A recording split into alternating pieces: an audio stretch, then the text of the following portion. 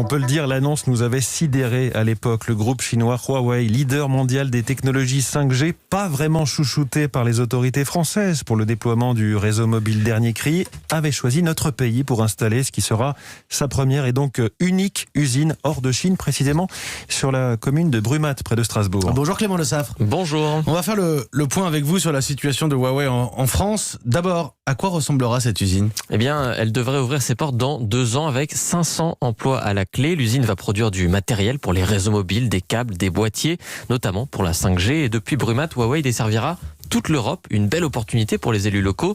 Claude Sturny, le président de l'agglomération d'Agno, balaye la polémique sur Huawei.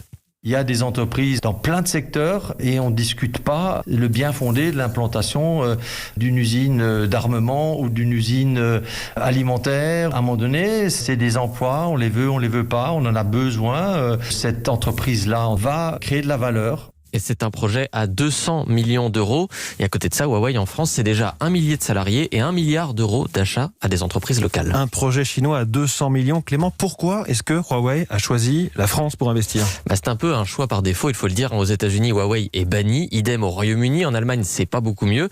Mais en France, il y a juste une interdiction. Les opérateurs n'ont pas le droit d'utiliser du matériel Huawei dans leur réseau 5G. L'entreprise n'est donc pas bannie, loin de là. C'est du pragmatisme, car cette usine présente un réel intérêt pour la France. Huawei, c'est le leader technologique sur la 5G. Ils ont 2 ans d'avance, reconnaît en off un spécialiste français des composants électroniques. Ce sont les meilleurs, ajoute un opérateur qui fait part de ses regrets, lui. L'Europe est en train de se fermer à Huawei et c'est dommage. Ok, ils sont bons, mais est-ce qu'il faut se méfier de Huawei ? Pour les États-Unis, ce sont des espions de Pékin à cause d'une loi. Si le gouvernement chinois réclame un jour des informations, Huawei est obligé de s'exécuter et de tout transmettre. Alors en France, on n'a pas constaté encore une telle fuite de données. En revanche, le vrai problème avec Huawei, ce sont ses liens avec l'État chinois. Le fondateur et PDG Ren Zhengfei est un ancien cadre de l'armée populaire de Chine, membre du Parti communiste. Un lien trouble, selon Jean-François Dufour, président du cabinet DCA Chine Analyse. Huawei n'est pas une entreprise d'État. Officiellement, c'est une entreprise détenue par ses salariés.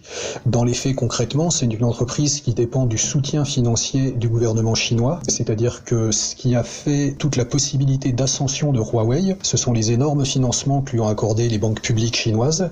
Et c'est cette dépendance en fait qui gêne les partenaires de Huawei qui réclament plus de transparence, plus de transparence dans la gouvernance notamment. Et puis, il y a un autre sujet d'inquiétude. L'usine de Brumat est située dans une zone où sont implantés plusieurs sites militaires, notamment du renseignement de l'armée de terre. Alors selon nos informations, l'usine sera donc surveillée de très près. On le comprend, il y a beaucoup de zones d'ombre autour de Huawei encore aujourd'hui et l'entreprise en est bien consciente. Pour montrer patte blanche en France, elle salue les services de lobbyistes, notamment les anciens ministres Jean-Louis Borloo et Jean-Marie Le Guen. Enquête signée Clément Le Saffre du service économie d'Europe 1.